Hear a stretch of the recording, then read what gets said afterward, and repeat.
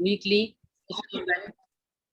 welcome you all to our weekly oncology session of gynecological malignancy organized by the Oncology Club of Bangladesh. And regularly we are arranging either in the lecture series or in the tumor book. Accordingly, today is our lecture series, and we have started the gestational trophoblastic disease. The first part of this topic was described and it was discussed, and lectures, everything was given in the 1st June of this month. And today is we discuss around on the gestational trophoblastic neoplasia. And today our faculty, local faculty, is Dr. Rifa Tara. Dr. Rifa Tara is working in National Institute of Cancer Research and Hospital, and she is assistant professor in gynae-oncology. She completed her fellowship in both obstetric gynecology, gynae-oncology, and also the masters in the gynae-oncology. And our renowned faculty is today from Professor Dr. P.K. Shekharan sir. P.K. Shekharan sir, he is the renowned GTR specialist in this Southeast Asian region. Sir was the vice president in FOXI in 2010. Sir, he was also the president Kerala Federation of Obstetric and Gynecology in 2003 to 2004, and he is the secretary and treasurer in International Society of the Study of GTD from 2013 to 2017. And Sir was the chair World Congress of the GTD in 2009 and visiting professor of the Peking University, Beijing in 2018. And Sir is also the member figure writing group of the GTD from 2015-18 and 2021. And he delivered many memorial orations, and he has 41 publications in international and national journals and the chapters for the post-graduation textbooks. And the Sir served as the captain in Indian Army Medical Corps with the active participation in 1971 in Indo-Pak War, witnessed the birth of the Bangladesh. Welcome you, sir. Now I request the chairperson of our today's session, Sir, Professor Dr. M.A. Hai, sir. Sir is the president of the Oncology Club, to say something and give us the permission to start the session. Sir, please. Thank you, Dr. Sana.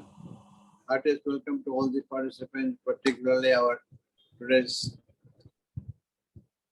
faculty from India, Professor P.K. Shekharan, and also today's speaker, Dr. Rifa Tara. Best wishes to all of you. Sana, please start immediately. Thank you, sir. Thank you very much for giving us permission. Before starting the session, regularly we arrange the poll question sessions, and I request Mr. Mahfuz to show the poll questions. Mahfuz, please.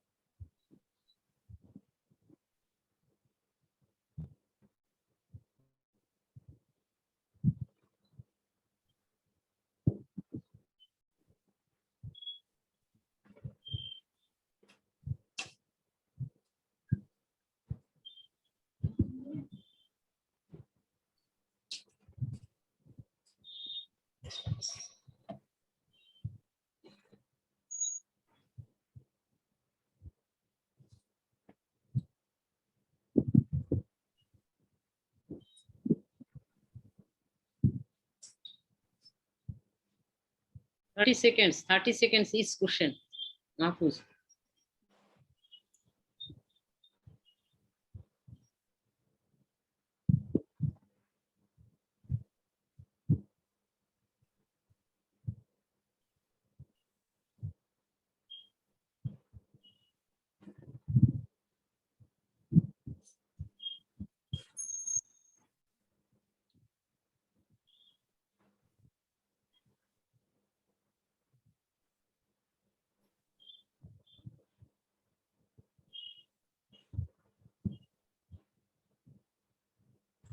Ma'am, done. Yes, thank you. Thank you very much. Please stop the poll questions sharing. Now I request our local faculty, local presenter, Dr. Rifa Tara. Dr. Rifa Tara, please present your topic. Rifat, please.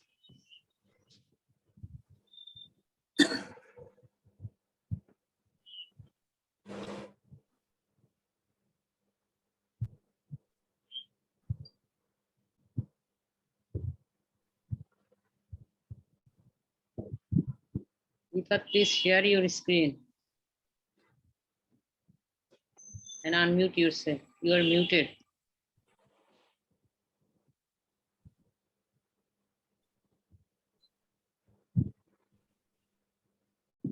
Rifat?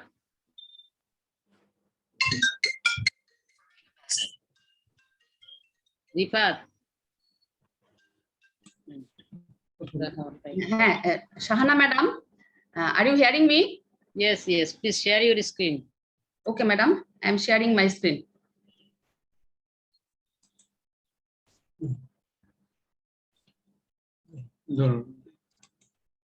এটা দিয়ে share আসতেছে না।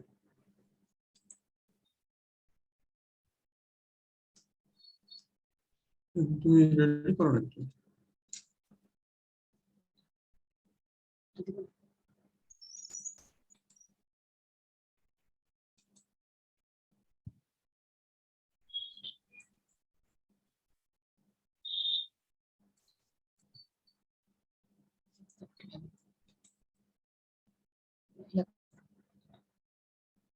Shortcut করো।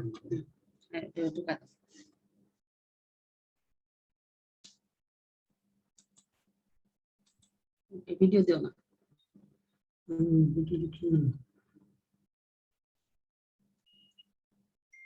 Shahana madam, are you hearing me? Yes, I am hearing, but your slides are not showing. Okay, madam.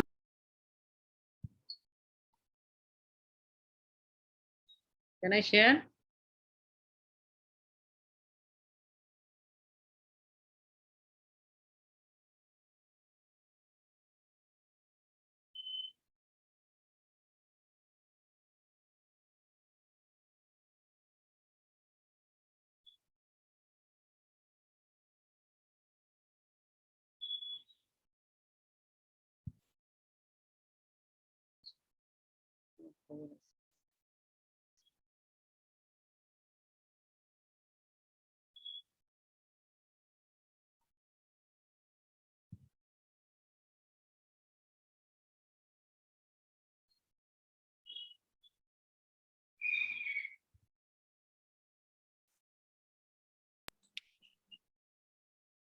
Stop share দিব। Stop share. Stop করলে তাহলে topic শুরু করবে। আচ্ছা, আমার পাওয়ার পয়েন্টটাকে মিনিমাইজ করা কিনা?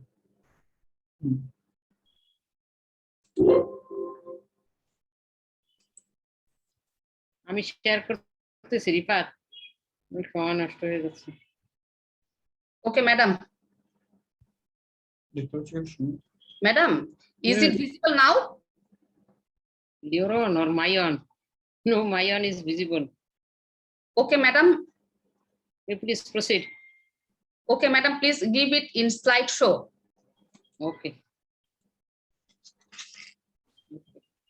Please proceed. Sorry for the technical difficulties. Respected chairperson, distinguished faculties, learned audience, greetings for all. Welcoming you to my presentation on overview of gestational trophoblastic neoplasia. We are not seeing the slide. Sir? Slide Yeah. not visible? We are not seeing the screen. Okay, sir. Just a minute. Okay. Just a minute, sir.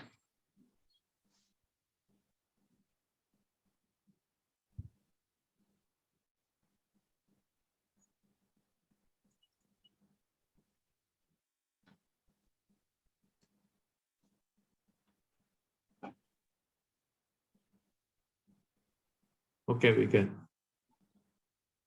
Okay, Rifat, please Now proceed. we can. Yes, Now slide is seen. yes, yes. Good. Okay, I am proceeding with my slide. The malignant form of gestational trophoblastic disease or GTD are collectively referred to as gestational trophoblastic neoplasia or GTN. It includes invasive mole choriocarcinoma and intermediate trophoblastic tumor. Intermediate trophoblastic tumor comprises placental site trophoblastic tumor, epithelioid trophoblastic tumor, and atypical placental site nodule, that is PSTT, ETT, and APSN.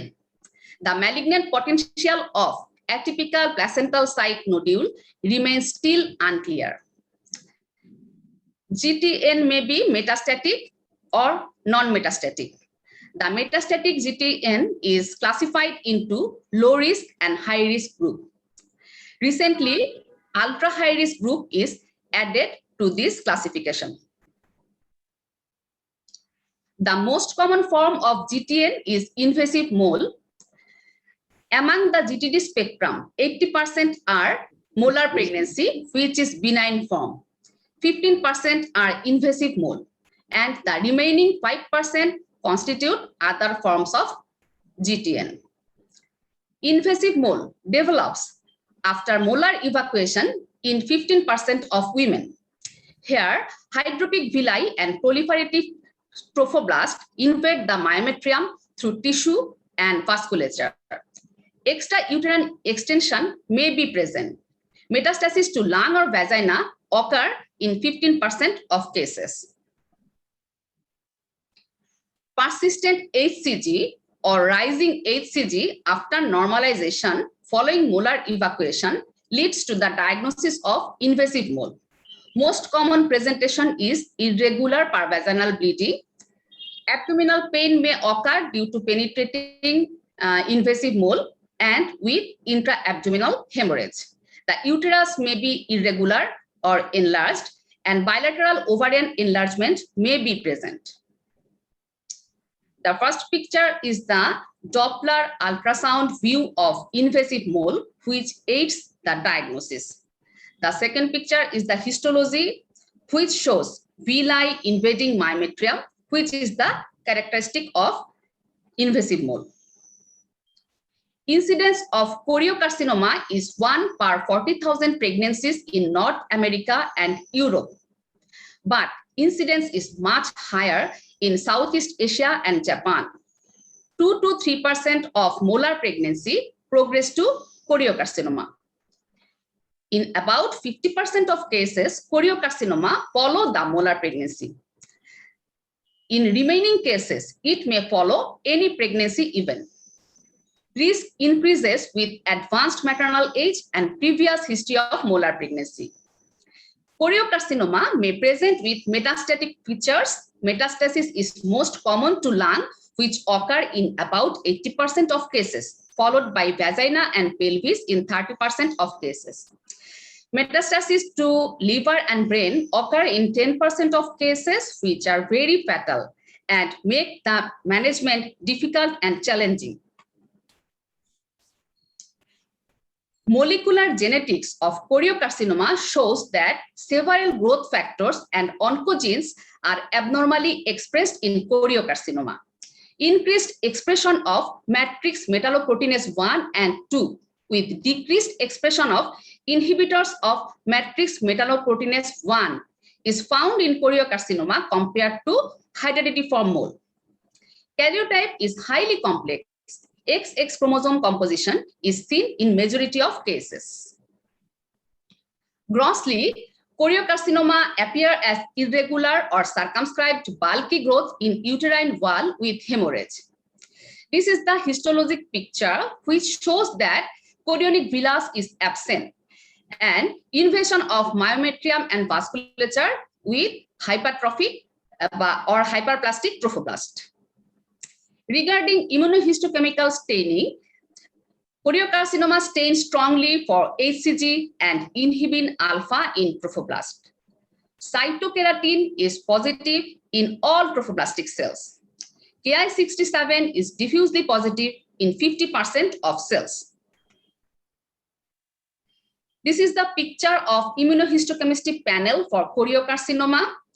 Ki67 is positive in 60% of cell. P63 is negative. HPL is positive in intermediate trophoblast. HPL is positive in intermediate trophoblast. HCG and inhibin alpha is positive in trophoblastic cells. And cytokeratin is strongly positive in all trophoblastic cells.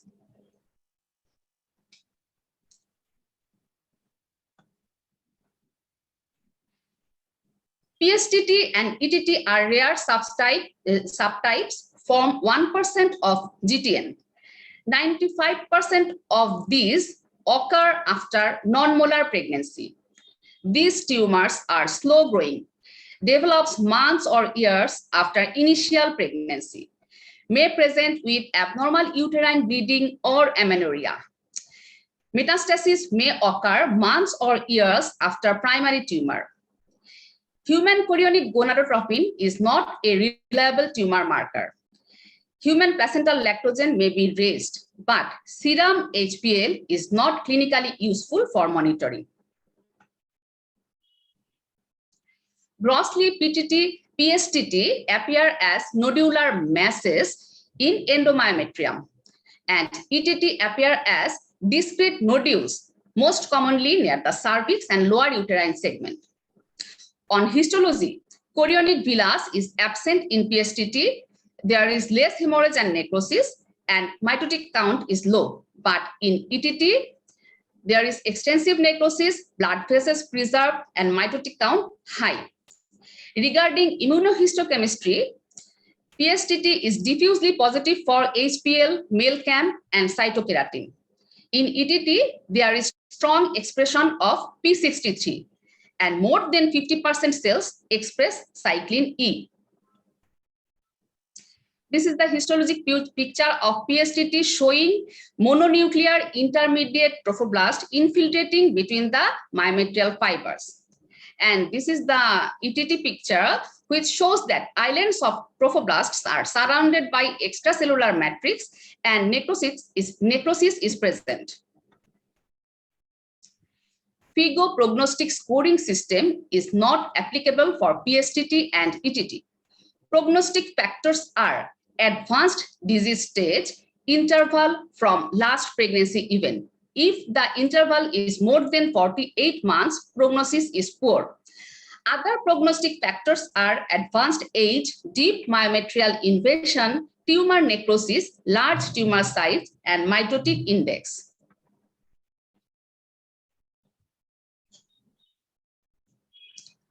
Atypical placental site nodule may remain admixed with PSTT or ETT or progress to PSTT or ETT. Link to cancer is in about 10 to 15% of cases. Diagnosis is incidental from endometrial or hysteroscopic biopsy due to other reason. Women who desire for children, careful counseling and further testing with slide review should be done. Hysterectomy is standard treatment if family is completed. When a women in reproductive age group present with persistent or abnormal vaginal bleeding or postpartum bleeding or may present with evidence of metastatic disease, human chorionic gonadotropin testing should be performed to rule out GTN, particularly if the bleeding persists for more than 8 weeks. Prognosis of non-molar GTN is worse owing to delay in diagnosis and advanced disease stage. Incidence of postmolar GTN vary from 18% to 29%. It is diagnosed during HCG surveillance.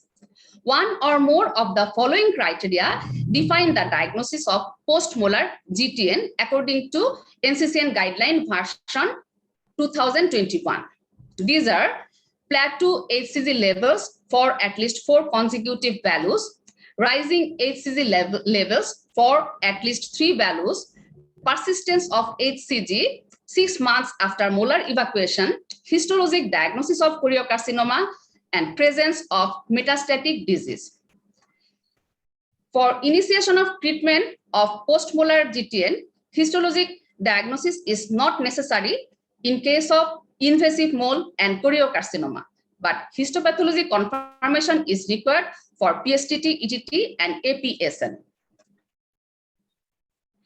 After diagnosis of GTN, treatment is based on FIGO staging and prognostic scoring.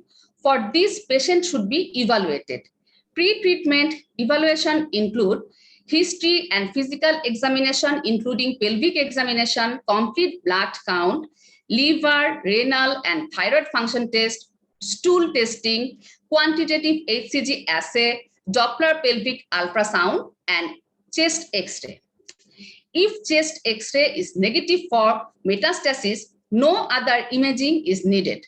But if chest X-ray is positive for metastasis, CT scan of abdomen and pelvis should be done to exclude abdominal metastasis. To exclude brain metastasis, MRI brain is preferred. But when MRI brain is not available or feasible, CT scan brain can be done.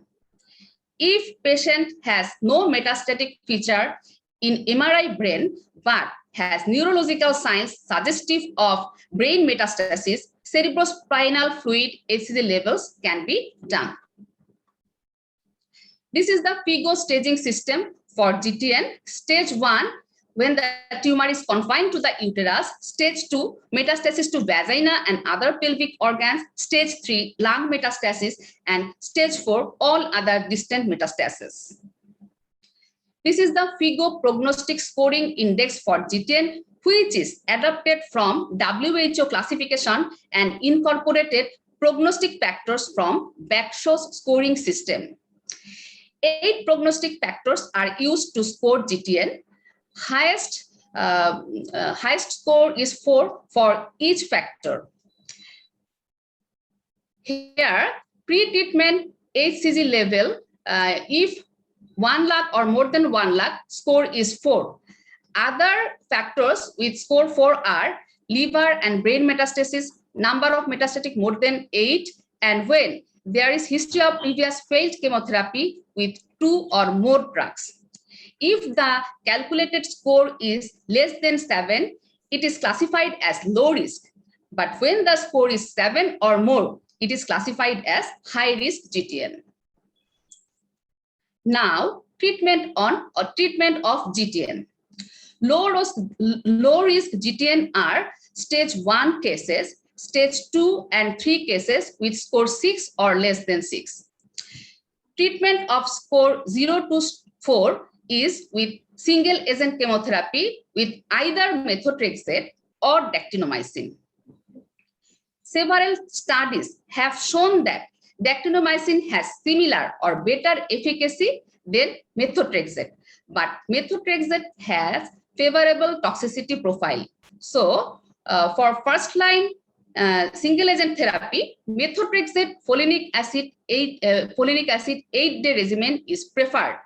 For second line single agent therapy, dactinomycin is used when there is methotrexate toxicity or contraindication, when there is poor initial response with methotrexate or initial good response followed by poor response with methotrexate.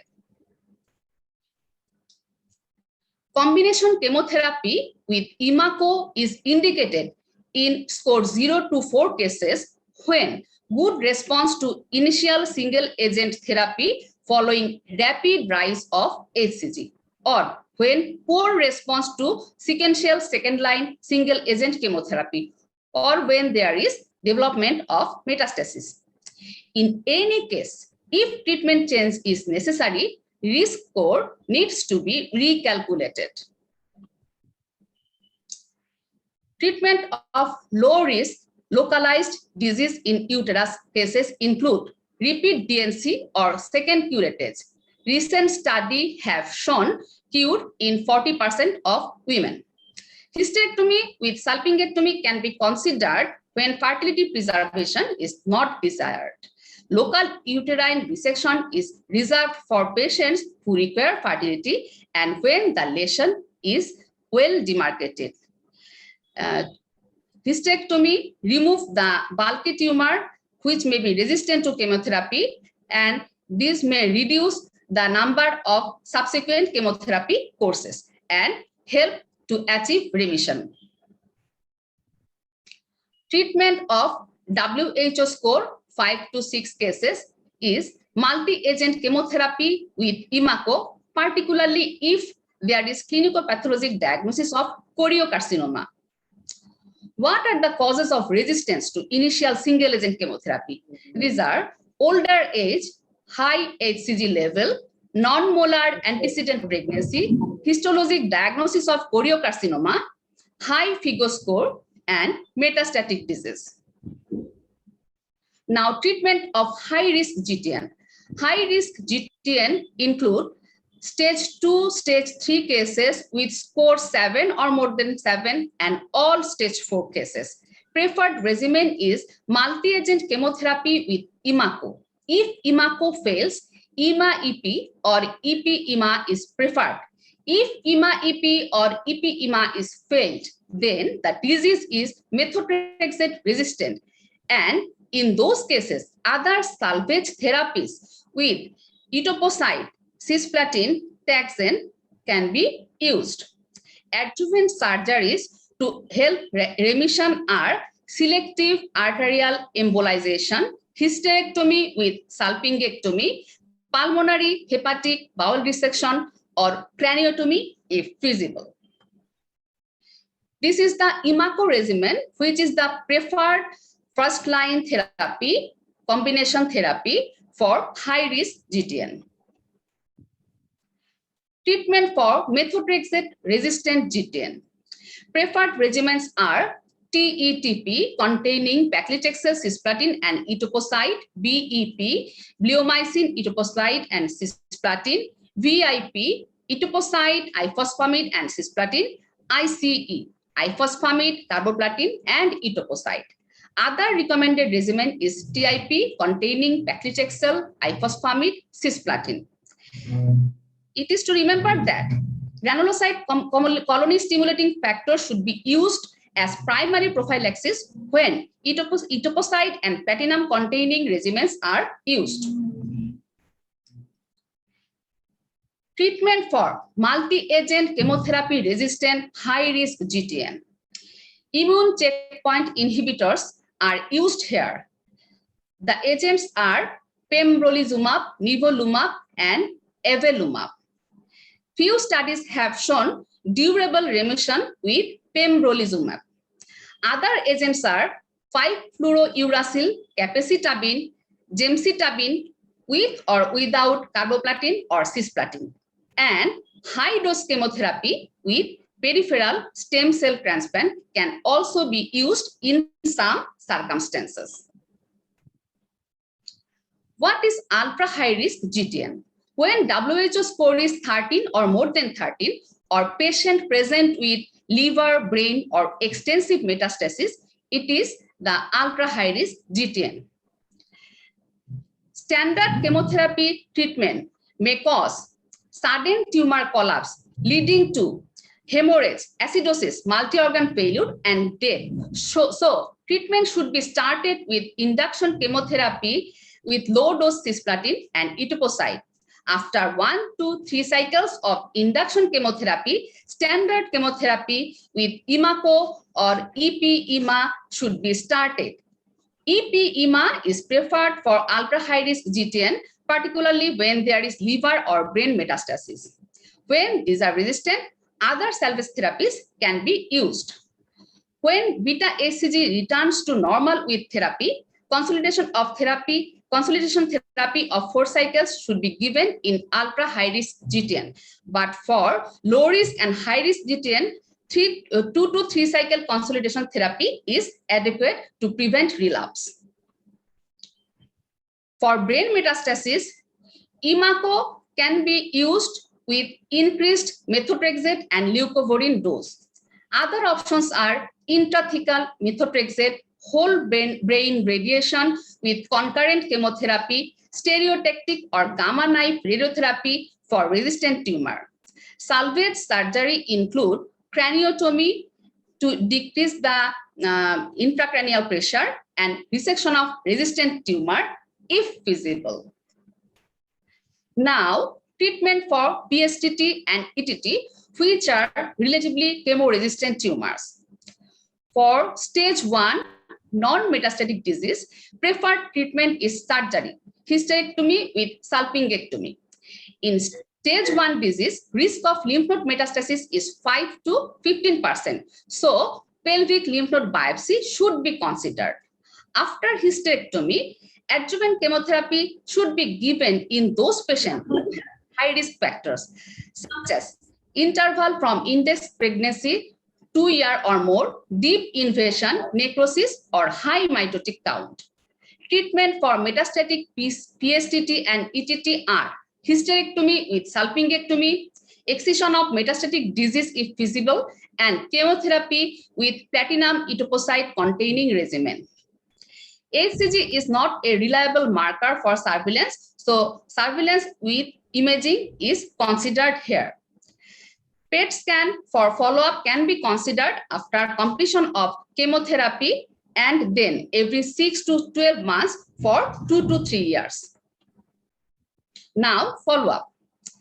NCCN recommends follow-up of GTN weekly or 2 weekly HCG level until 3 consecutive normal levels, then monthly until normal for 6 to 12 months in stage 1, 12 months in stage 2 or 3, and 24 months in stage 4 cases.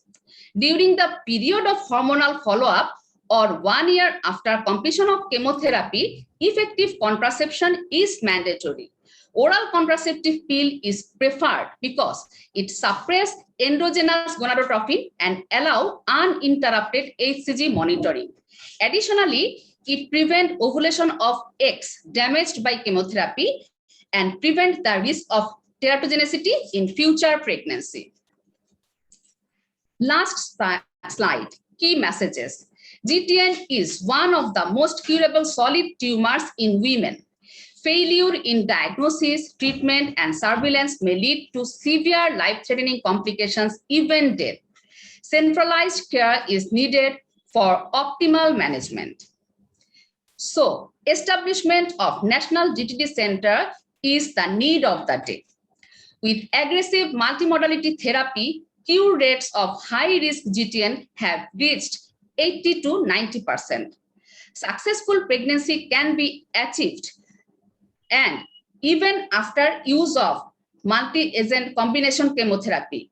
And several studies have shown that there is no added maternal or fetal complications, and risk of congenital anomalies are not different from general population. Thank you everyone for hearing me.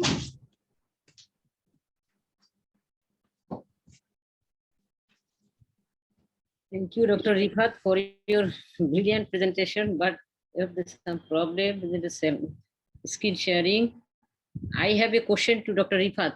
You have scored the GTN to low risk, high risk, and ultra high risk, but in treatment group, you have again scored it is when it is 0 to 4, the treatment modalities is like that, and why this 0 to 4?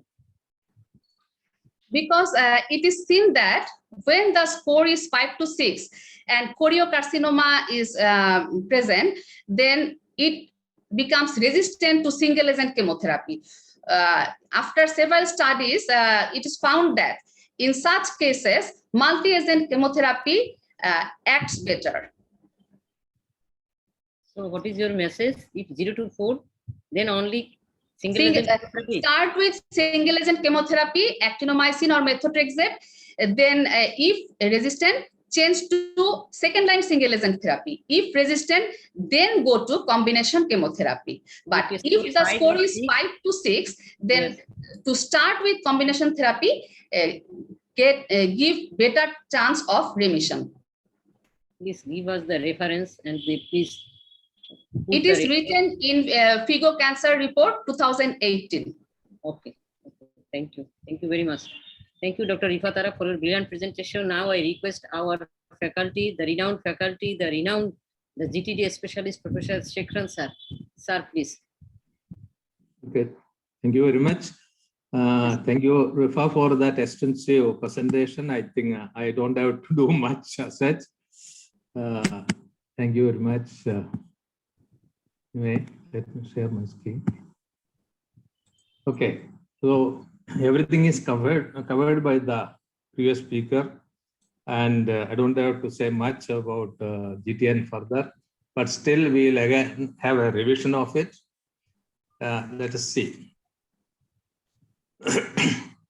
So this was a very epoch-making report of cure of a metastatic choriocarcinoma with the use of methotrexate, reported in 1956 by Lee Hertz and Spencer.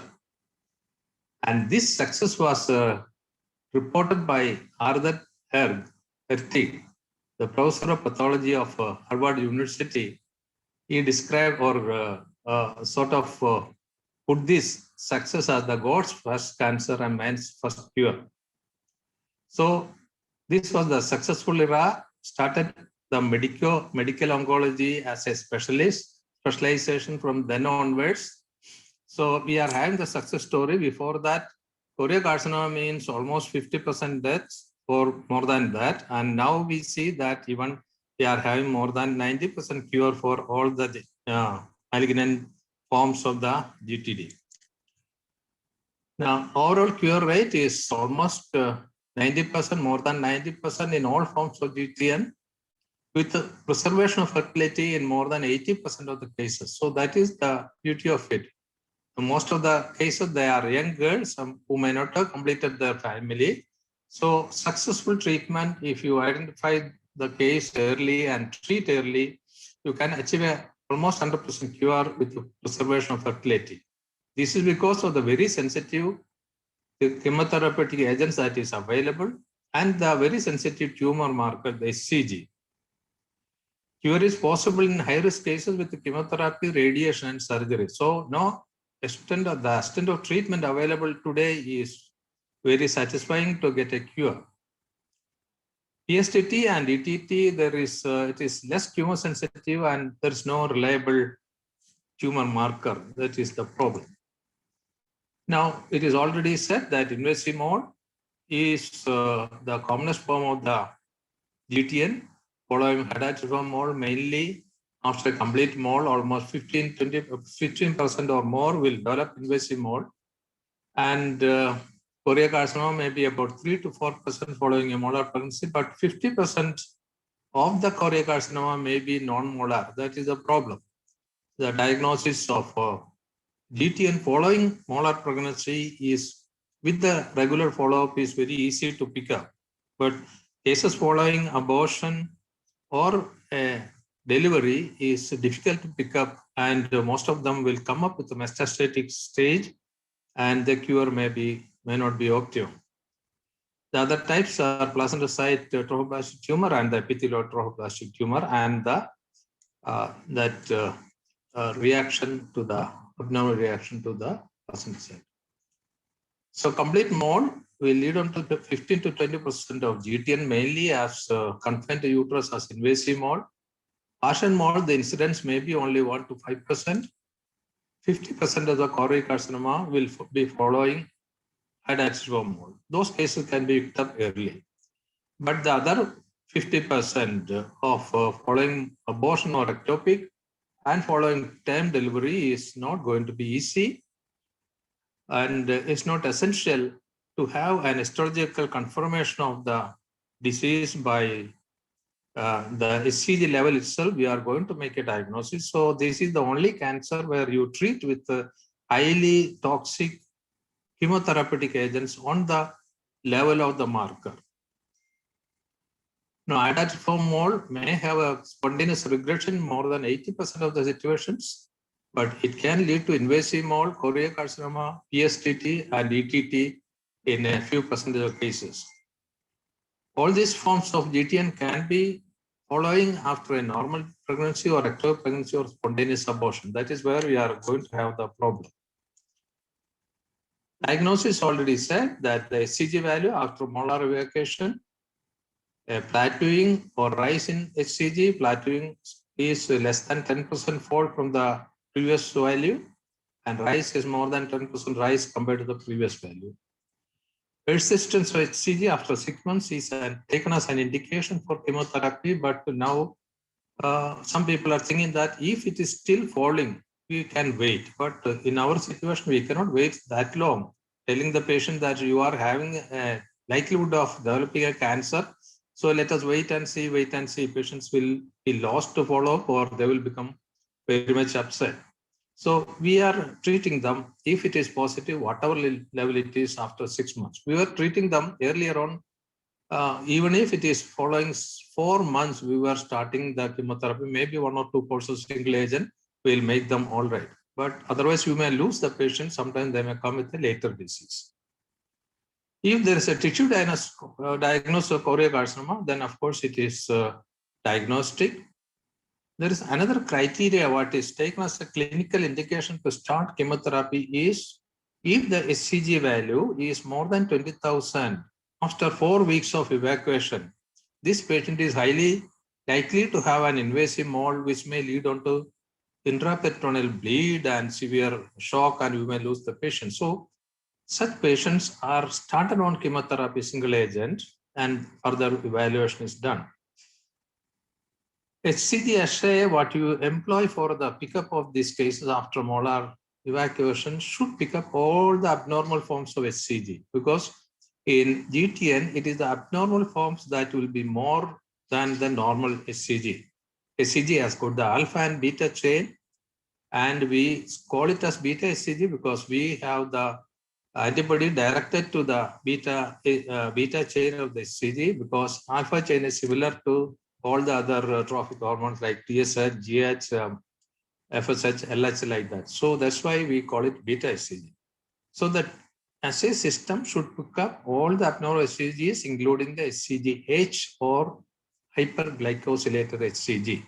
And it is found that the assay system by Siemens Immolite will pick up all these abnormal forms to pick up cancer. Because the HCG assay usually is to diagnose pregnancy, and it's an important thing, but not for cancer treatment. So we have to be careful. When there is a low value, you should be careful. Is it proportional to the tumor size or so? Now, the presentation, as it was told, the irregular vaginal bleeding following evacuation of a mole with the subinvolution of the uterus, persistence or appearance or increase in size of the luteal cyst if it was there. GTN following abortion is very difficult. They may come with complaints later on with metastatic site involvement, maybe having irregular vaginal bleeding and amenorrhea, may present with chest secondaries like cough, dyspnea, pleuritic pain, CNS suggestive of space occupying lesions and fits. Maybe sometimes patient may come with amenorrhea and irregular bleeding, and sometimes the curettage will make a diagnosis. So it is difficult to make a diagnosis following abortion or a time delivery. The diagnostic workup for metastasis, once you make a diagnosis of GTN with the values, then you should have a workup for metastatic disease, how far it is spread. Chest X-ray is supposed to be sufficient for lung metastasis, but CT scan is preferable.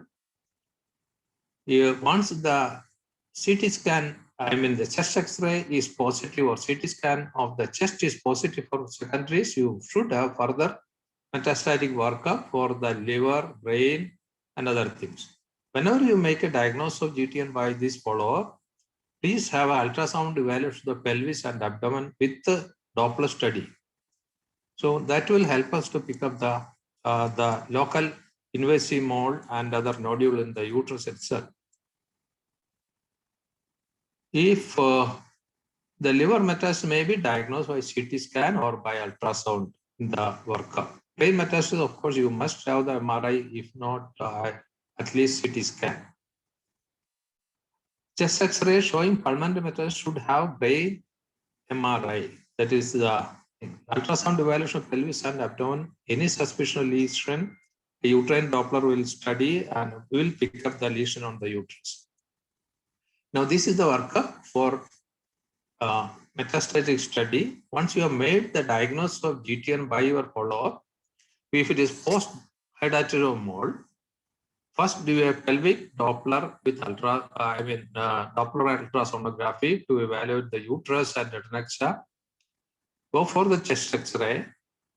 If there is a lesion of more than 1 centimeter, better that you take a CT chest. But it is sufficient for the number of metastatics on the lungs. It is sufficient to have chest X-ray, but it's better to have a CT scan. If there is suspicion of some secondaries in the lungs on chest X-ray, please confirm with the chest X-ray, CT. If this is normal, then that patient may be taken as having a GTN without metastasis. If the chest CT shows a lesion of more than 1 centimeter, you should have a MRI brain. So this is how you have the workup for metastatic lesions following GTN following a hydroxyphone mold. If it is following delivery, abortion or other, if it is a relapse after single agent therapy, as a thorough evaluation, you should have the pelvic ultrasonography with the Doppler again, CT chest, MRI liver, MRI brain, and in some cases of resistant cases, FDG PET scan also is required to see the active lesion somewhere in the brain or lung so that you can have a local resection. So that is the workup for metastasis. The pelvic ultrasonography with the Doppler will show increased vascularity on the uterus and a nodule with a highly vascular area like this, suggestive of invasive mode. So simple pelvic ultrasonography will also help to see the development of a mass there. And local examination of the vagina will show sometimes a suburethral nodule. It may bleed profusely if you try to take a biopsy or try to remove it. So don't do anything. Put in a catheter, pack the vagina, start single agent chemotherapy, start the metastatic workup. If the risk, according to the risk score, you may have to escalate to multi-agent or continue with the single agent. So that is when you encounter such a lesion in the vagina, don't touch it. A chest X-ray, if it is positive, you have to go for CT abdomen and MRI brain. So that is the starting point. All the case of GTN is spread through the bloodstream. Unlike it's a carcinoma, usually carcinoma is spread by lymphatics and local spread. But in case of GTN, it's spread through the bloodstream like a sarcoma. So immediately within 6 months, it will reach the lung. And if it reaches the lung, it is important to check the other areas to have the proper staging and the scoring. The failure to treatment is not properly scoring and staging the disease, and starting inadequate treatment is the reason for failure. Otherwise, this is a very eminently curable cancer. So you have to stage it properly and score it properly to have the proper selection of the chemotherapeutic agents. As we have seen that treatment depends on the stage as well as the score, which was all said. We have the stage 0, 1, 2, and 4. The change from the figure, WHO score is the metastasis to liver and the brain is given the maximum score of 4. The importance of ABO group, which was there in Baxter as well as WHO score, is removed. There is no intermediate group in the figure score. So this is a figure scoring system. This is not WHO score. Sorry. So the figure has modified the WHO scoring. WHO has accepted the modified Baxter score. So that is the development of the risk scoring system. And in the WHO score, there is an intermediate. In Baxter score also, there is an intermediate scoring risk score. Now, what we are finding now is it necessary to take or go back to that intermediate score is the thinking now. But even in the latest update that you are going to see in 2021 figure update, we have kept it as such. Anything 6 and below is low risk. Anything 7 and above is high risk. So we have left it as such, as without any intermediate scoring in the latest guideline also it is going to be so. But there are some comments about the group 5 and 6 as the previous speaker was telling. Now, the stage and risk scoring will decide the treatment as we have seen it. 1, 2, 3, or with the score 6 and below, low risk, single agent chemotherapy. 4 and above, 4 and risk score of 7 and above, high risk. It is multi-agent. Ultra high risk is now considered as a very special group because of the treatment problem. If you start on with the standard multi-agent chemotherapy, the patient will die soon due to tumor necrosis, bleeding into the tumor, and other complications. Now, our preferred regime for the single agent is methotrexate folinic acid, injection methotrexate 1 milligram per kilogram body weight, days 1, 3, 5, and 7, and folinic acid 0.1 milligram per kg, days 4, 2, 4, 6, and 8, and repeated every 2 weeks. Before starting any course, we will do the LFT, RFT, and the complete blood count, because the methotrexate is detoxified in the liver partially and excreted by the kidney partially. So that is why the kidney and liver should be normal. We have to see the SCG every 2 weeks before starting the next course to see the response, how it is. Is it plateauing or resistant or going up? Going up means that drug is not going to be effective. Even after the normalization of the SCG, give 2 or 3 courses as a consolidation therapy. This was controversial. Initially, it was whenever it is become negative, especially the Polmaro and others from US, they were telling that once the negative you observe. And initially in 1990s, when we started, we were also doing, and many patients remained so without additional course. But there were reports of 1 to 2% recurrence in this low risk group if you do not give the consolidation therapy. So we are giving 2 more courses, but it is now recommended that you give 3 more courses after normalization.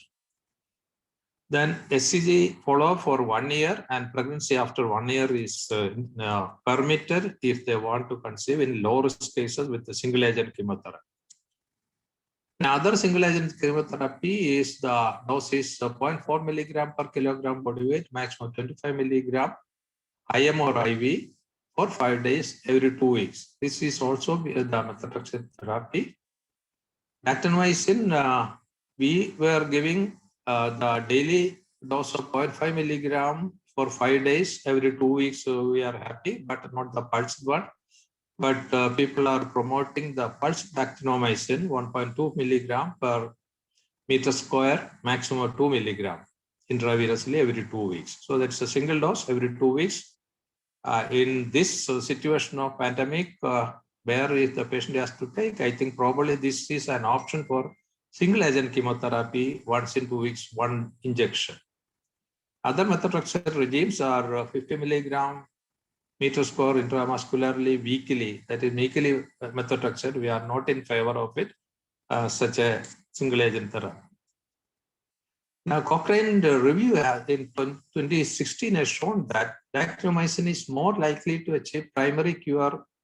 It is a moderate certainty evidence. That is the final comment by the Cochrane review. And methotrexate may be less toxic. That is of low certainty evidence. So this is the Cochrane review about these 2 drugs as a single agent, but we are too happy to have methotrexate folinic acid regime, the 8-day course, not that weekly once or twice a weekly one. We don't give that dose. Now, another phase 3 trial of weekly methotrexate and pulsed dactomycin for low-risk gestational trophoblastic neoplasia, gyne-oncology group study, and by various authors. The conclusion was that biweekly dactomycin regime has a higher cure rate than the weekly IM methotrexate regime in low-risk GTN. So this was the thing which was putting us into difficulties, because we were always happy with the methotrexate, but now this study shows that actinomycin is better. But unfortunately, in this study, they were quoting that weekly IM methotrexate, which is not our, or people are more part of the world or all over the world. If at all they are using methotrexate folinic acid, it is the 8-day regime of the methotrexate that we have. So this is not comparable that way. Weekly methotrexate, which is only 50 milligram. When you give the 8-day methotrexate, the total course of the dose of methotrexate is 50 milligram during 4 days. That means 200 milligrams are given instead of the 50 milligram. And that dose is not comparable to that dactomycin. So I still believe that 8-day regime of the methotrexate folinic acid is superior to actinomycin D, but there is a place for actinomycin D. In case that your methotrexate is not responding to methotrexate, then you have got the other single agent dactylomycin. Why you prefer methotrexate is it is less toxic than actinomycin D. So more side effects with actinomycin D because there are whole system, but the mild symptoms of toxicity may be seen with the methotrexate. Also, make sure that hemoglobin level is normal, at least 10 gram and above. Make sure there is no fever. Make sure the liver and kidney is normal. If the liver is affected or the kidney is affected, there is sure to have toxicity and the patient may be lost because of the toxicity of the methotrexate. That is very, very important. Make sure before starting every course, see the CBC, the hemoglobin should be more than 10 gram. The count should be at least 3,000, but we are preferable to have 5,000 WBC count and the platelet count normal and the LFT RFT dose. So this was our regime. We were very much careful about this aspect because we as general gynecologists were treating malignancy, otherwise was treated by the oncologist. So we were very clear what to do and very sure, and our support from the oncology department was also super, and they were also happy because they had so many work and we were taking away, taking part of their burden by treating such low risk cases in our gynae department itself. Now, low risk GTN, the bottom line is, as Madam was presenting earlier, risk score 1 and 4 is very good response to single agent. There's no doubt. Either methotrexate or actinomycin D, they respond very well. The group which is risk score 4, 5 and 6, here also the recommendation is to start single agent, whether whatever is your preferred single agent, whether actinomycin D or methotrexate, start a single agent for 5 and 6 because almost at least 40 to 50% will get a cure, remission with the single agent. So why do you risk all that 50% with the multi-agent therapy, very highly toxic, Imaco and other drugs? If they are not responding to one drug, suppose we are starting methotrexate, our favorite 8-day course, and we see that the SCG after every 2 weeks, there is a plateauing, there is a rise. And if the rise is, say, less than 300 international units, that patient may be again cured by the next single agent, that is actinomycin D. And then you may get another 40% cure. So almost 80% of these patients of 5 and 6 may be treated with either of the single agent. And if that next 20% is developing something, 100% of them will respond to Imaco regime afterwards also. So you are not losing. You are not losing, but you are gaining by not giving this highly toxic Imaco regime to this group of patients who are 5 and 6. Many of them will respond to either methotrexate or actinomycin D. So our point is why to risk with the highly toxic Imaco regime for that group, even though some of them will fail to respond. If they fail, you can start always the Imaco regime and you can get 100% remission on those groups. So you should have a low threshold for the group 5 and 6, especially with the histological diagnosis of choriocarcinoma, to start multi-agent therapy. You should not be just carrying on with the single agent. If it is showing that resistance, then we can definitely switch over to, there should be a low threshold for shifting on to multi-agent therapy. You should have that thing in your mind. So complete remission with the multi-agent is possible. It reduces the risk of toxicity with the multi-agent drug. So that is the groups 5 and 6. That is our explanation. And in the latest FIGO, which hasn't published, they haven't published, but we have decided that to keep it as the low risk and start a single agent with a low threshold for multi-agent chemotherapy. I hope this part of clarification is clear to everyone. Now, IMACO has been told we have got the EMA regime on day 1. Then day 2, I said EA means etoposide and actomycin. There is no methotrexate on day 2, and day 8 is CO, that is vincristine and cyclophosphamide. C for cyclophosphamide and vincristine is oncovin. This is for the students who may be listening. So that is what is the IMACO, which is the favorite regime. If it is not responding, the patient is not responding, then you have got the IMA-AP, which was described again earlier, that you replace etoposide and cisplatin for cyclophosphamide and vincristine. So that is the IMA-EP regime. You got the BP, VEP or bleomycin. So many regimes are available.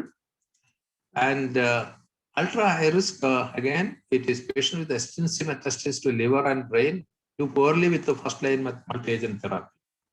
Sudden tumor collapse, severe bleeding, metabolic acidosis, septicemia, and multi-organ failure and death is seen when they are started on with multi-agent, standard multi-agent. So what is now being recommended for this group is what is known the induction therapy. You start etoposide 100 milligram per meter square and cisplatin 220 milligram meter square on days 1 and 2, repeated weekly for 2-3 weeks. And by the time the patient may be stabilized, the tumor may not collapse or bleed suddenly with the multi-agent therapy and start on combination therapy. Patients with the liver and brain metastasis start with the EP-EMA that has been described. And these patients after remission, consolidation course of 4 more courses are to be given. Patients with brain metastasis increase the methotrexate infusion to 1 gram per meter square intrathecally also. Methotrexate is going intrathecally also in such situations. Now, management of resistant, drug resistant, there can be a place for surgical resection of the active lesion. A shadow need not be resected out. A lung shadow or a brain shadow after treatment with multi-agent therapy need not be resected. But if it is active lesion as evidenced by the FDG PET scan, then that may be removed so that the patient will have a cure. The IMA-EP regime, we said for the other better regime as a multi-agent therapy.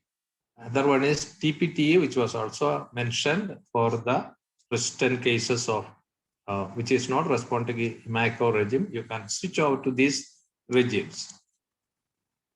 So IMA-AP is substituting etoposide and cisplatin for cyclophosphamide and vincristine. So CO is removed by replaced by the EP.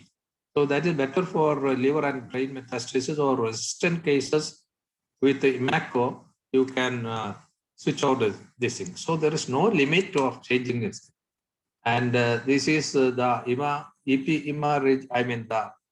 TETP regime because of a lot of nausea, vomiting also, you have to go dexamethasone, cemetery, chlorpheniramine, then give placlitaxel, cisplatin, and then after 2 weeks again, same thing. So it's not easy to give these highly toxic drugs, but there is a schedule for all those things. Then targeted therapy is the thing now, less harmful to normal cell. TKIs, anti-HCG antibodies, anti-VEGF, all these things are on trial and they are trying these cases in the very difficult situations like checkpoint inhibitors are all being tried. They are all under trial. And some of the cases are being treated in Charing Cross at UK.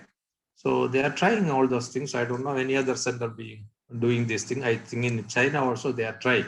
So these are the developments in highly resistant cases. We are still having some other option. Now, follow-up risk for relapse is almost 3% within 1 year. So if at all there is a relapse following a multi-agent therapy, it will occur within 1 year.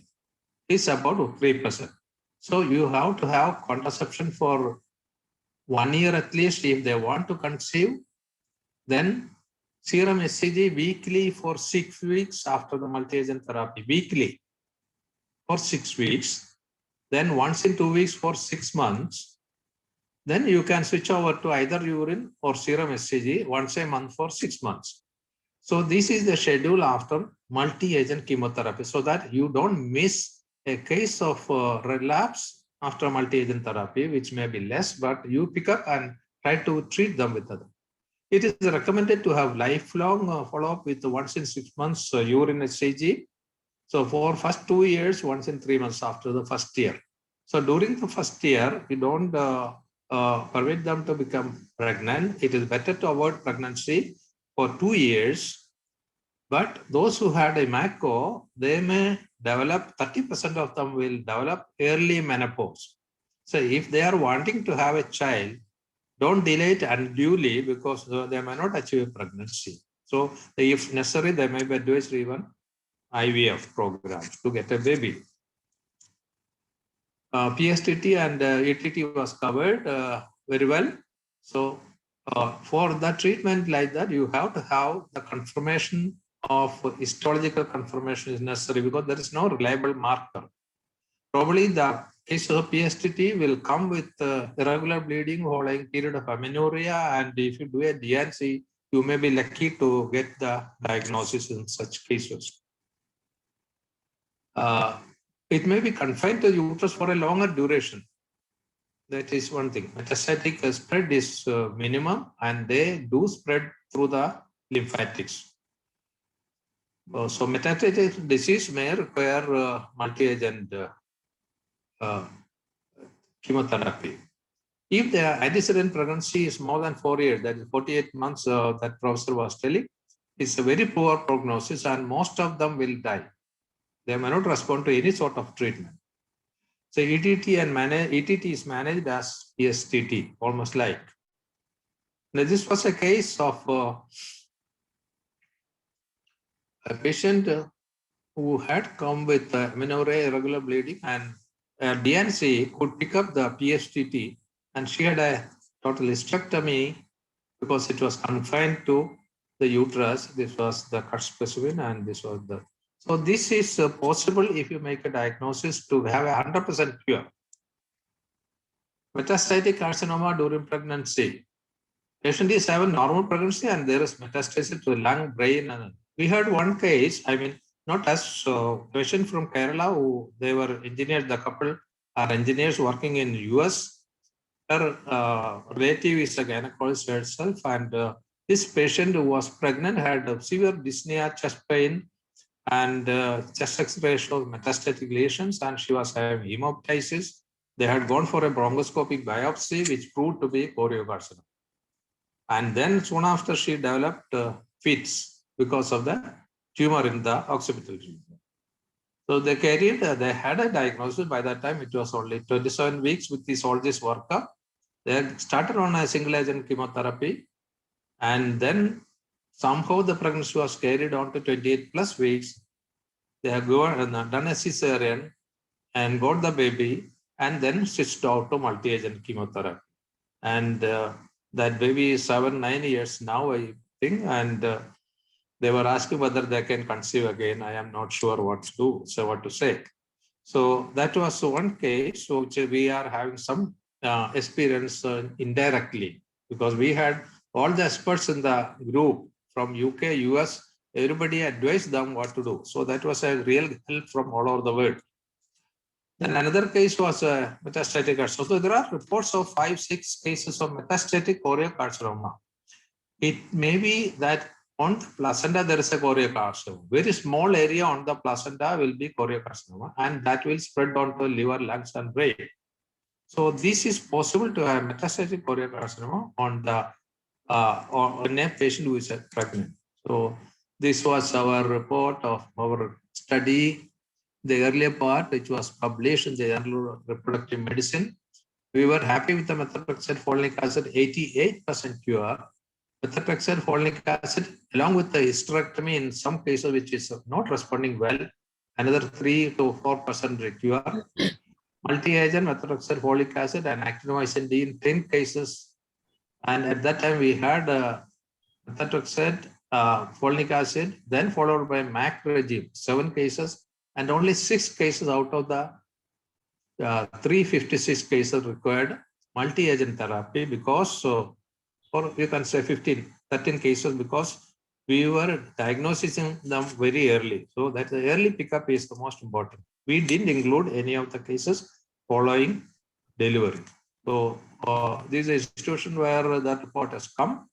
So thank you very much. I think we had the repetition again once it was presented, and it is repetition by me. Hopefully, if there are any more doubts even after this, I think we can have a discussion. Thank you very much once again. Thank you, sir. Thank you for your brilliant presentation, sir. So what is the keynote message from your presentation? Shall we go for our first aim is to scoring, and scoring. Yeah. Yeah. Without staging and scoring, if you start just a chemotherapy, it may be ending in a failure of treatment. So you must have the workup. That's why we said, once you diagnose by the HCG level, plateauing or rise, then go for the workup. First, pelvic ultrasonography with the Doppler, along with the chest X-ray.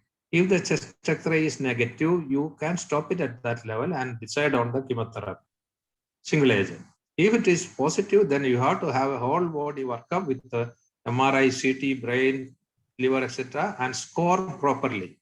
The reason for failure, because some people will just start a methotrexate, the score may be very high, and she will not respond, and it will be a failure, and you may be even losing that patient. Cases following delivery and pregnancy, you should have all the modalities of metastatic workup, because that is a case which is coming to us late with a metastasis. So there, if you diagnose GTN following delivery or abortion, you should have chest X-ray or MRI chest, CT chest, MRI brain, MRI liver, everything has to be done. Then stage it and score it and then select the treatment. Otherwise, you may be starting single agent where they will not have any cure, which could have been achieved by multi-agent therapy. And accordingly, as per the resistance, and switch off to other drugs. So that is the main thing. You have to score and stage properly. If a patient is coming from outside after treatment and they say that she is not responding, then this patient has to again worked up for the metastatic work, X-ray, MRI, and other things, stage it properly, score it properly, then only decide on the subsequent treatment. Since somebody has given methotrexate, let me try actinomycin D on this patient is not correct. You have to again work up to see actually where she stands now. Even if we are treating and she is having resistance to your treatment initially, again, there also probably it is better to go in for a workup again. She might have developed new secondaries, which was not there early. Your treatment is not effective. And if you start just another single agent, she will not respond. So stage, score every stage of the case and then decide on the actual treatment. That is the message. If at all there is a message, that is what I have to say. Sir, if a patient if comes after the second time or third time suction curettage and her beta HCG in that case, and sometimes the beta HCG, getting the methotrexate or dextromycin at 3 or 4 cycle, and again she had the rising beta HCG. In that cases, how will you evaluate her the beta HCG level from the first beta HCG? That is, sometimes we think the beta HCG is more than 1 lakh. It is one score. In that cases, which beta HCG should we count? Whenever you got the patient, you have to do everything again. Yes, sir. If the patient is from whatever treatment was given, whatever was the value, do the beta HCG, do the chest X-ray, do the MRI, do the MRI brain chest. Everything has to be done to again restage and rescore the disease and decide on the chemotherapy. Most often, they may require multi-agent, or rarely some cases, even if they have failed in one drug, you have got the other drug. So if it is low score, low stage, you can still try a single agent. Not that if somebody has failed to single agent from one place, you need not switch over to second multi-agent therapy. It is scientifically you have to restage, rescore, and then decide. That is the one. Stage, score, then decide, whatever is the situation. So you have to do it again. Thank you, sir. We have some questions, and we have the Professor Dr. Sushil Kumar Giri sir, and also our Professor will be one of our renowned professor, Professor Dr. Roshan Ara Madam is with us. Please put your questions on your chat box. We'll be trying to answer your questions. Before that, I want to request our renowned professor, Professor Roshan Ara Madam. Probably Madam is entered. Meanwhile, I acknowledge the presence of some of our colleagues from India Yes, also. Sushil Kumar Seniors Giri, sir. also. So Sushil Kumar many Giri, sir. senior professors from India are also there. Thank Yes, you very Sushil much. Kumar- You are welcome to Sushil give your Kumar Giri, comments. sir. Mahfuz, please unmute Sushil Kumar Giri, sir. Sushil Kumar Giri, sir, is with us. Yeah, sir. Okay. Mahfuz. Mahfuz. I think Monica has put a question. What is the role of surgery in GTN? Are we Mahfuz. taking the questions? Yes. Are we taking the No, questions? sir. We are taking the questions after the comment from the Sushil Kumar Giri, sir. Oh, okay, okay. Please, sure. Sure. Sir, where are you? Can't see you. Good evening, everybody. Good evening. Good evening, Professor sir. Sakharon is a, Good evening, so sir. I've got nothing to say when Professor Sakharon has spoken. He's the author of GTD in the world. So anyhow, but it was nice presentation by Rifat, and it was just you can say a revision by Dr. Sakharon. So, and Dr. Sakharon has added many things. There was a little bit of confusion about 5 and 6 score. Dr. Sakharon has nicely cleared the confusion what to do, what not to do in 5 and 6, and with diagnosis of cardiac carcinoma. So I don't have to say much, not add much into it, but it is really pleasure in listening to all the presentations by Dr. Rifat and the brushing by Dr. Sakharon. So I don't have much to say. It's a good presentation. Always, it's a pleasure to listen to you all. Thank you so much. Thank you, sir. No, Dr. Rifat has made everything explained. So I didn't have much to say. That's good. Yes, we have our renowned professor, Professor Firdausi Sultana, and I request Professor Firdausi Sultana, Madam, to comment on this presentation. Professor Firdausi Sultana, Madam. Mahfuz, please unmute Professor Firdausi Sultana, Madam. Mahfuz. Mahfuz.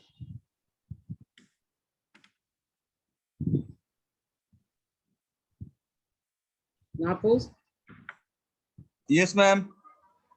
please unmute Professor Firdausi Sultana, Madam.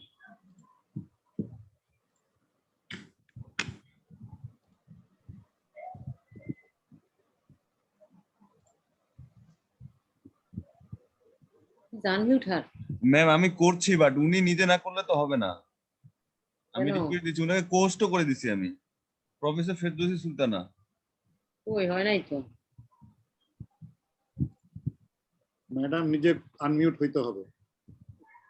Yes, we want to hear from Professor. Yes.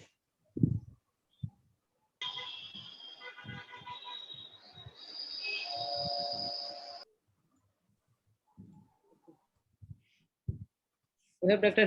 Zeenat Rehana. Sir, Zeenat Rehana, please unmute.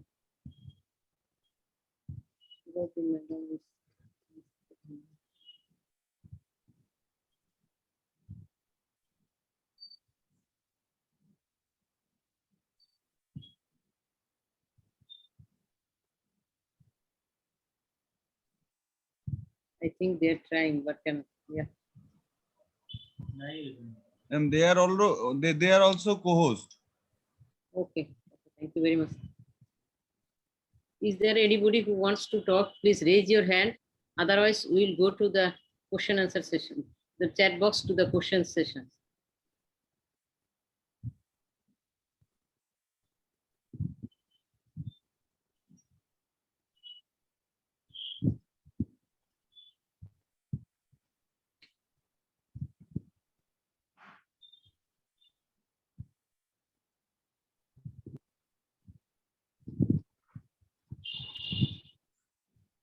Okay.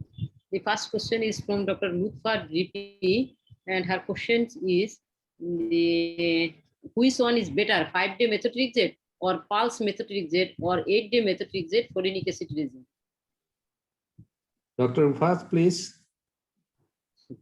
Rifat.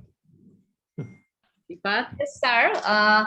Thank you. Of course, after several studies, it is found that 8-day methotrexate folinic acid regimen is better.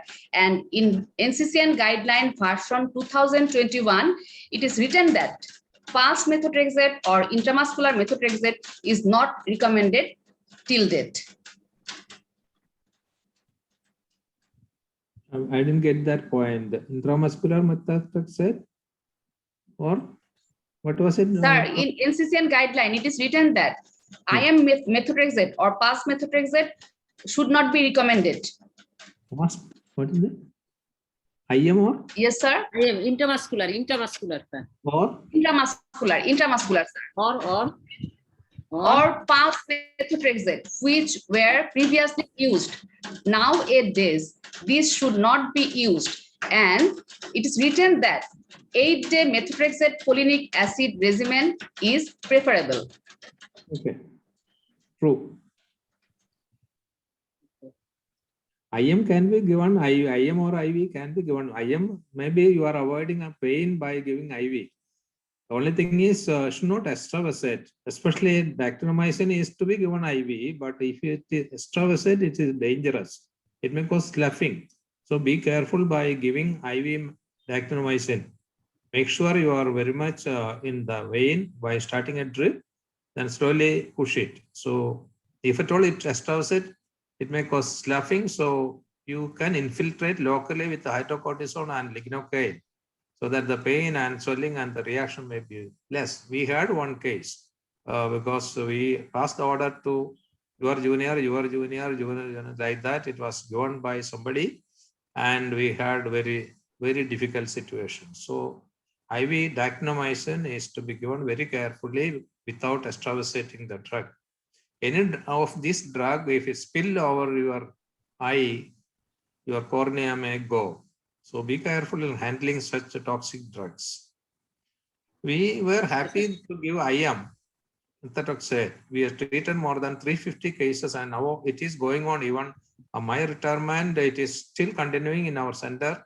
That way only, IM methotrexate, where anybody can give it, and folinic acid, because IM methotrexate, if given that way, there will be a turf level of methotrexate to act on the malignant cells while the normal cells are rescued by the folinic acid. That's the principle. So it is known as the rescue regime developed from Charing Cross. So even when you are giving the folinic acid, protect the normal cells, the actively dividing cancer cell, there will be sufficient methotrexate in circulation to block the multiplication. That's the principle of rescue regime or the IM regime. Right. okay, sir. What will be the treatment of invasive mode? If a patient comes to you after the suction evacuation curettage and again she has persistent bleeding and beta-HCG is still the raised and her transvaginal sonography or MRI report showing the invasive mode, and still if there is product with invasive mode, in that cases, shall we go for the curettage, or if family complete, shall we go for hysterectomy? Again, this is a very important doubt that we will have. The bleeding after evacuation can be a consequence of the molar change or going to GTN, or it could be immediately due to incomplete evacuation. So that is what I was stressing last time. You should make sure the evacuation is complete. If there is something remaining, it will produce beta-HCG, HCG will go up. It will produce irregular bleeding. It will produce subinvolution of the uterus. So you have to make sure the first itself, you have a good thorough evacuation of the molds.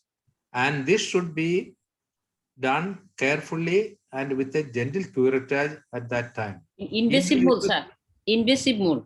I am telling Yes. that with Yes. the, to avoid such a confusion that is not incomplete abortion. Yes. Incomplete evacuation is the presentation right. Yes. In invasive mode, definitely chemotherapy. Yes. No But curettage. if invasive mode with retained product, That is incomplete evacuation. yes, again we have to go for the evacuation. And one question is, do we give chemotherapy to patients with invasive mole after hysterectomy? This question is in the chat box. Okay, after hysterectomy, if the HCG is there, you have to give hysterectomy. Will avoid the GTN on the uterus only. Yes. So if the HCG is going up or not coming down, you have to give.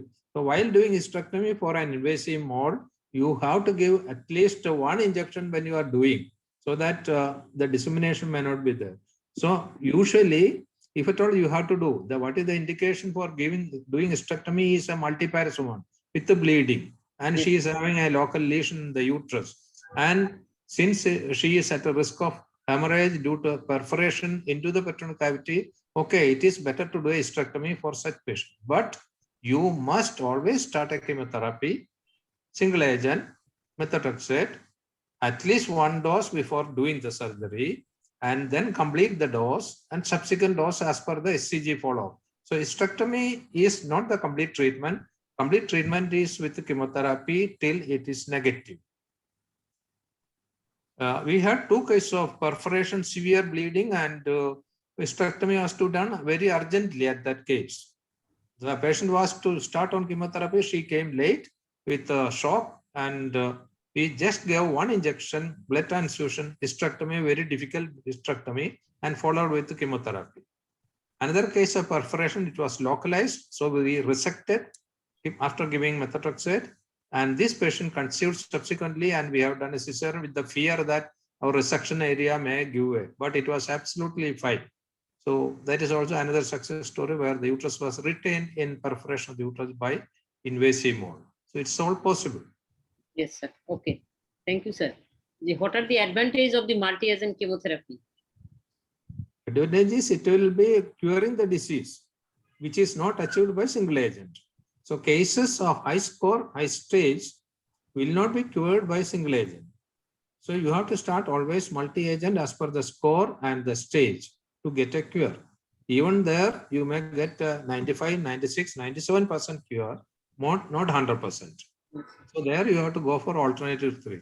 So multi-agent therapy may get a very good cure in the late stage with a high score. That patient will not respond to single agent. Okay, sir. What is the role of prophylactic chemotherapy after evacuation of mole? Very good. We have discussed last time.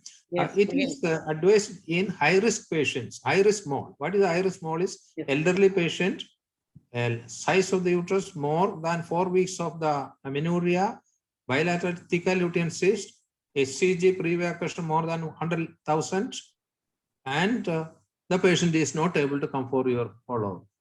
Yes. In this high-risk group, if you give methotrexate or actinomycin as a prophylactic dose, their chance of developing GTN is reduced to 5 to 7% instead of 30% or 40% for this high risk. So patients who are not able to come, or you think that the patient will not be coming for a follow-up, there is a place for giving it. But it is not going to prevent the choriocarcinoma later on. Some of them will still develop.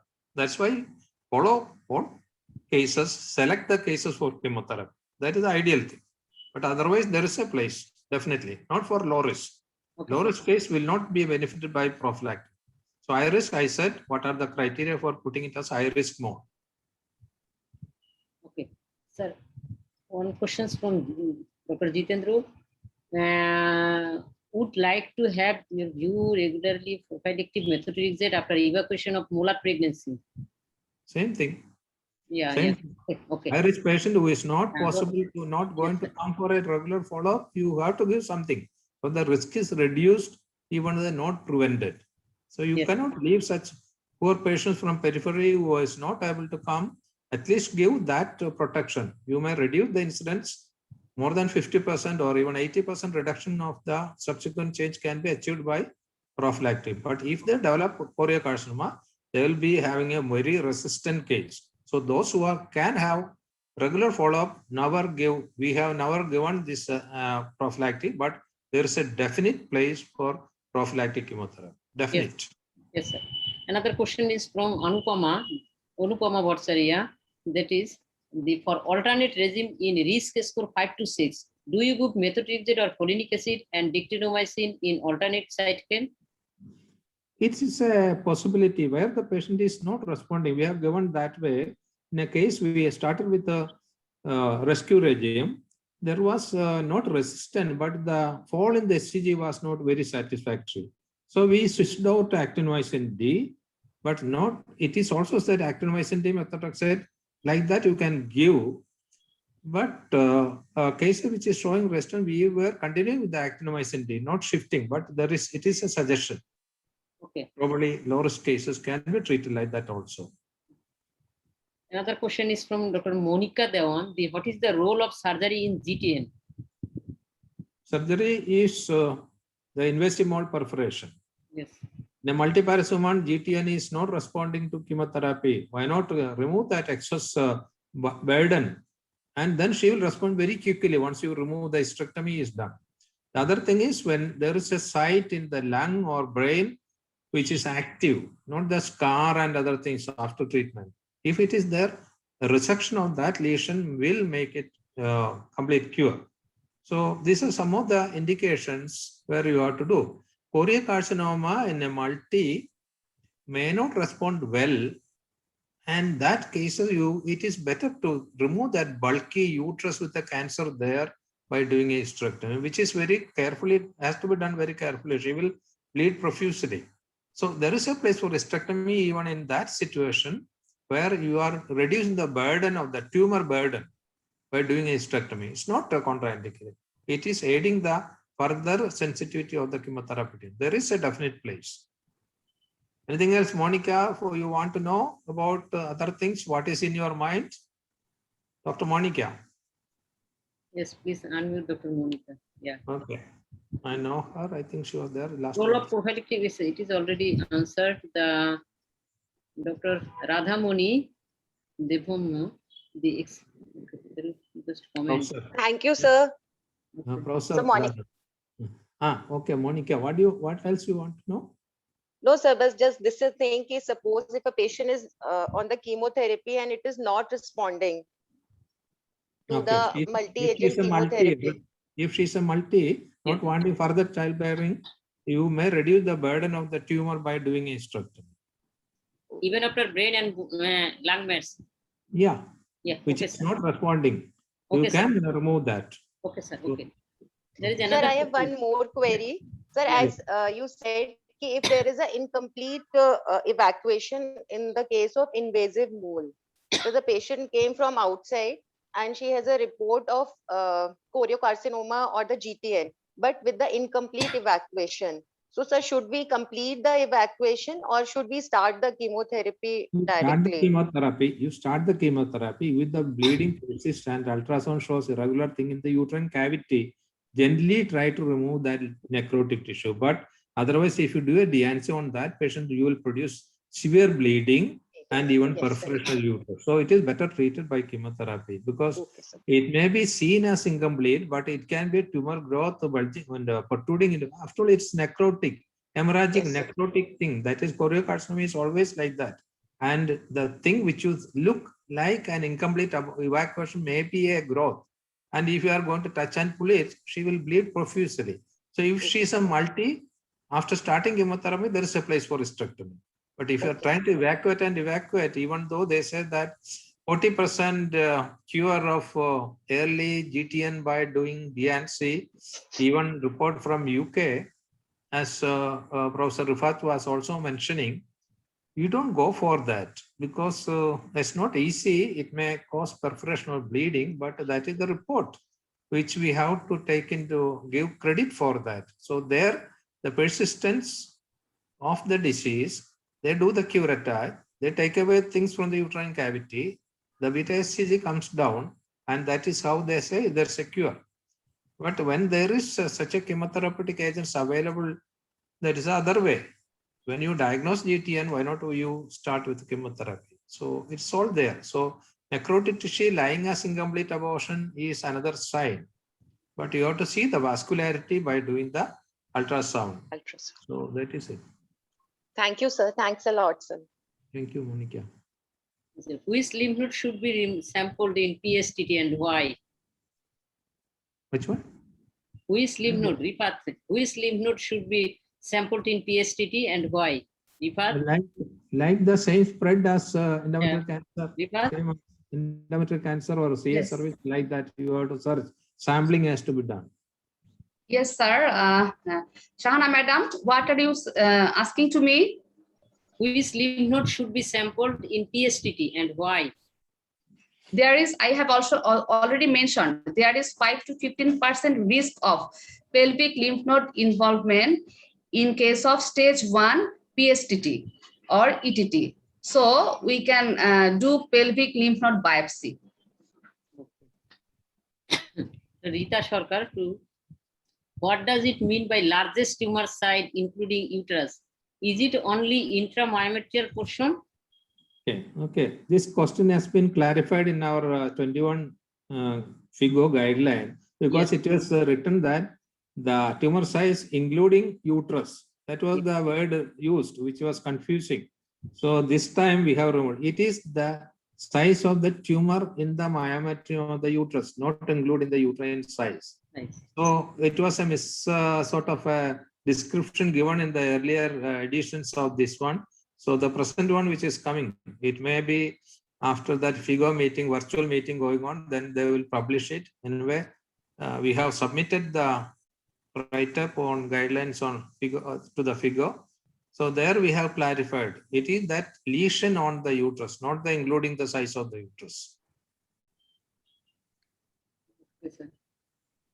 There is no other questions, I think. Okay. Is there anybody who can want to ask anything? You please raise your hand, and otherwise, yes, Anna ma'am, yes, Jitendra.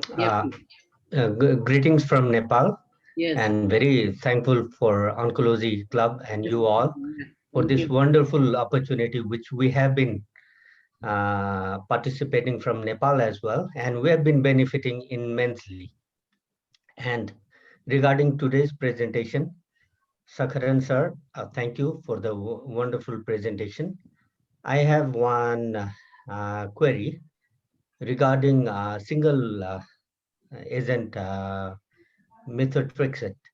Like earlier, weekly or even twice weekly regimes were kind of endorsed and recommended. But recently, recent NCCN guideline has kind of denounced that single agent weekly intramuscular.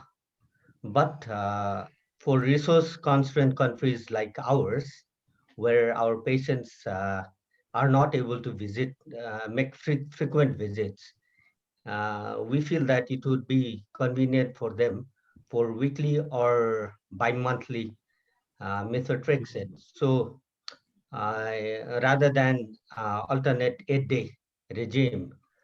And in our center, we still continue that in Nepal. And especially we kind of individualize and we offer that for true low risk, that is conventionally below 4 risk score.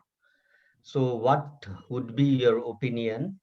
And have you had any comparative kind of study or observation from your center regarding these two regimes? Thank you, Dr. Jitendra. Let me confirm first. Dr. Jitendra, you had been to Cochin once? Yes, sir. Okay. I met you there in Okay. 2009, probably. Okay, I remember because the name I remember from Nepal. Happy to see you or hear you again. Dr. Jitendra, it is okay. Oh, okay, I know. Okay, you had been in Cochin for our World Congress. Okay. So, Jitendra, it is okay for weekly because you have to adjust to the situation rather than going for the ideal. The next thing has to be taken, and it is also important that to know that it's also giving cure. I know the terrain of most part of your country is not that easily accessible. So what you are doing is a great work. You continue with that, and it is okay. It's not that 8-day work. Now, for the trial in management of these cases, initially till 2014, 15 and others, there was no comparative trial because it was only that whatever is the experience, it is only experience-based evidence at that time. Now only the trial has been started. And as I said, the 2 or 3 trials are there. Now this, since we criticized our own colleague from Canada, from Toronto, about that methotrexate weekly with twice weekly pulse actinomycin D, I was the one criticizing him. We are using 8-day regime and your comparison. So they are now doing pulse actinomycin once in 2 weeks with the 8-day regime also they started. So the comparative study or the studies were not there at all. It was only the experience of the centers which we were copying. We copied from Charing Cross, the 8-day regime, and even we were admitting them for the whole 8 days, which is very costly. So nowadays they stay for 1 day and then they can have the injection from the local hospital. But only thing is you should have the, as I said, the TC, hemoglobin, LFT, RFT done prior to every course, because toxicity can kill the patient, not the cancer. So you have to be extremely careful that way to monitor. And thank you, Jitendra, that you are doing great work. Very nice. Hope to see your beautiful country sometime after Yes, this. sir. Thank you, sir. Thank you very much. Thank you.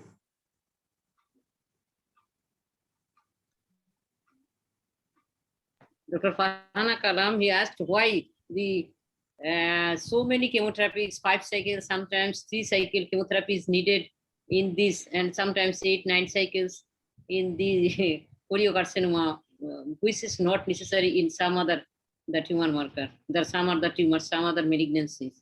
Why in these cases? No, this is an eminently curable cancer. This is a very well curable cancer. We have to see that it is diagnosed early. Now the question of going for 9, 10 courses, that patient has to be switched out to some other thing. If they are not responding after 3, 4, 5 courses, don't continue with the same course. She may not respond. There is a problem. So you have to switch out to the other alternatives. If the one multi-agent is not responding, then you have to choose the other multi-agent, not keep on.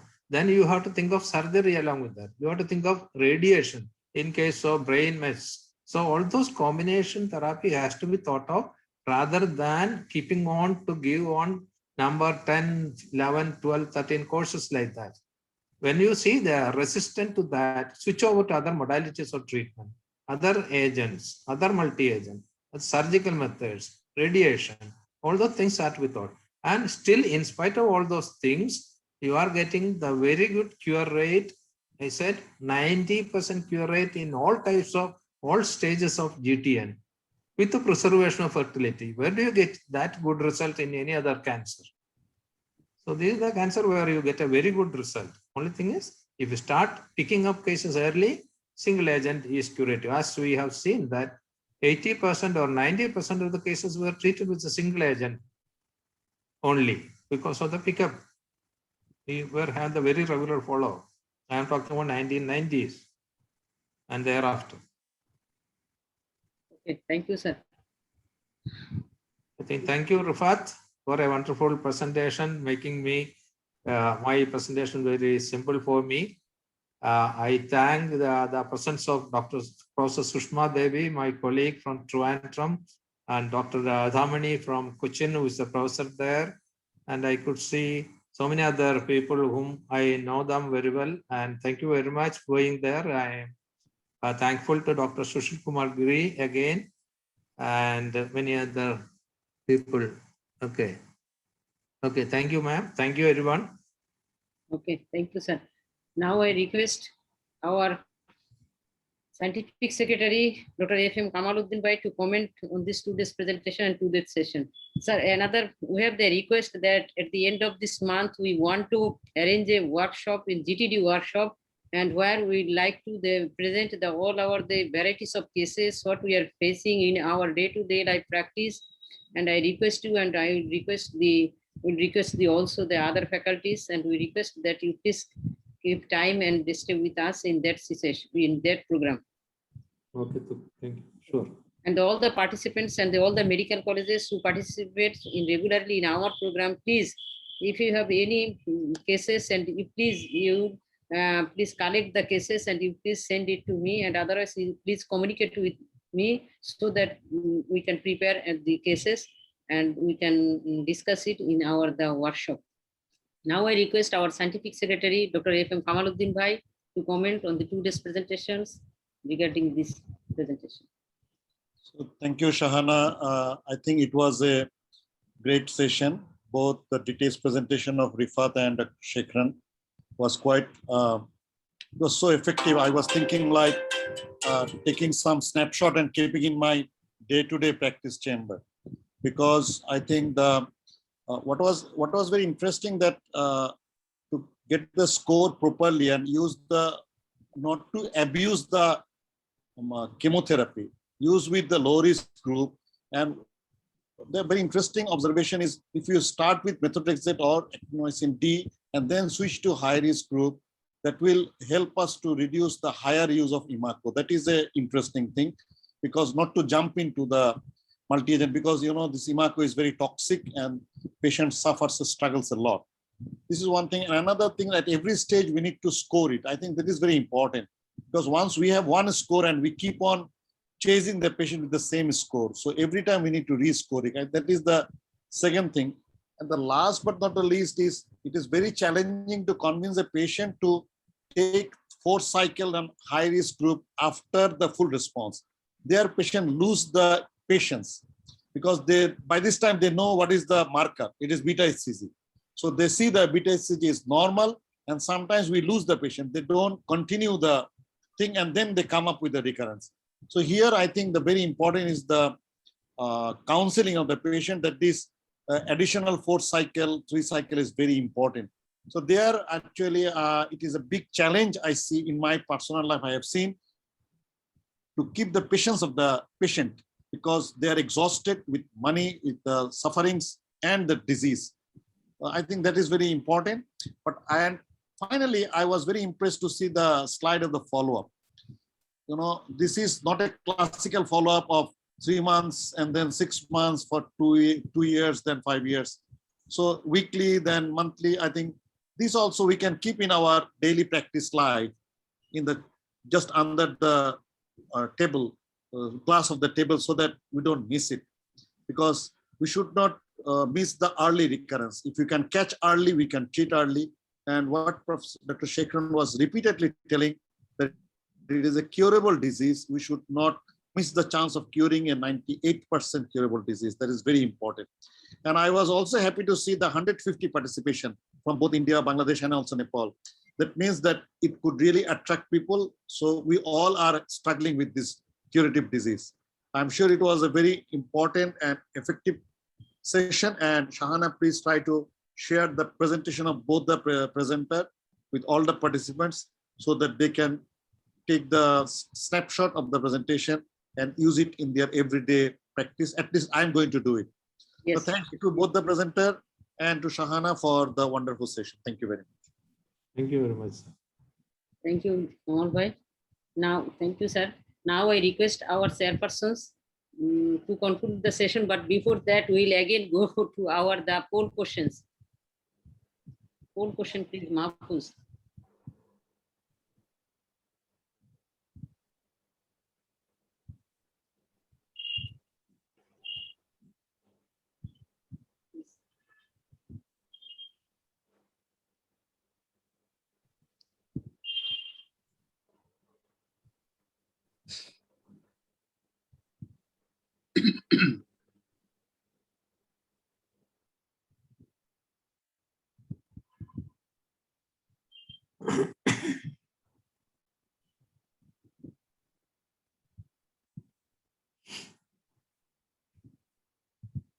Which is not the diagnostic criteria of the post-molar GTN? Yes. The second question, which women are not at risk of the developing PGTN after molar pregnancy?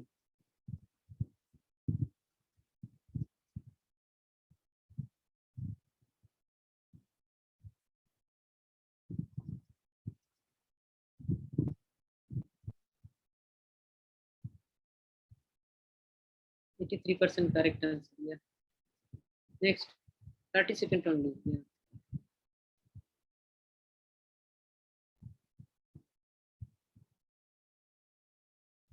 Which statement is true?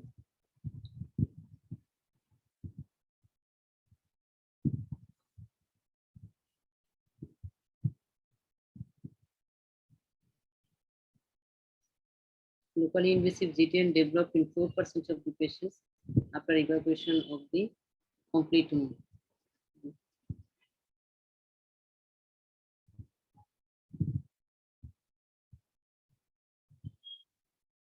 Yes, 60% correct and 67%. Okay, thank you. Please show the poll winner. Before that, I request our president, the chairperson of this session, Professor Dr. A.M.A. Hai sir, to comment and conclude the session. Sir, please. Thank you, Shana. We had a very nice evening today. My heartfelt thanks to Dr. Rifat Ara for a very nice presentation. I'm happy that she presented very nicely, covered the whole gamut of this problem. And I am not confident enough to give any comment on this lecture of Professor Sekhar.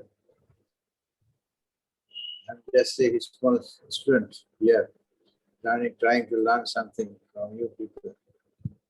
However, my heartfelt thanks to Sekhar and timely response to our invitation.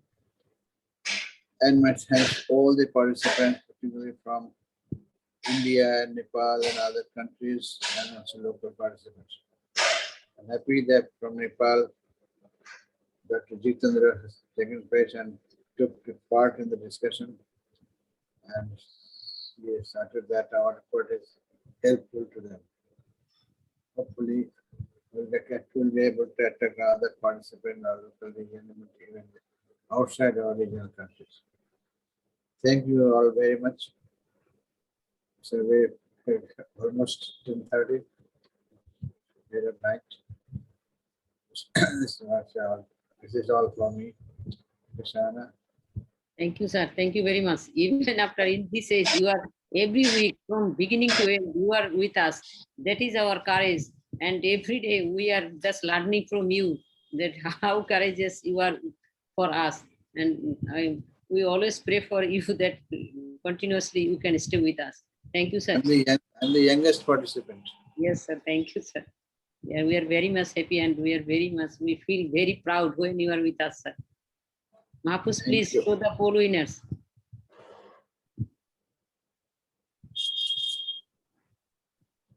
Yes. Dr. Ayman Saria, Dr. Jitendra, yeah. Jitendra got. Yeah. Good. The prizes. That's And good. Dr. Shahana Rahman, he is from BSM student, yeah. Student. Yeah. The congratulations to all the winners, and we will communicate with you shortly. Thank you. Thank you, Shekhan sir, and thank you all the participants. And we request that you please stay with us. If you are with us, then we can continue with the program. Please, Thanks, please inform me whenever it is going to happen. Please inform me. Thank you. Thank you, sir. Okay, bye bye, everybody. Yes, sir. Yes, sir. Good night.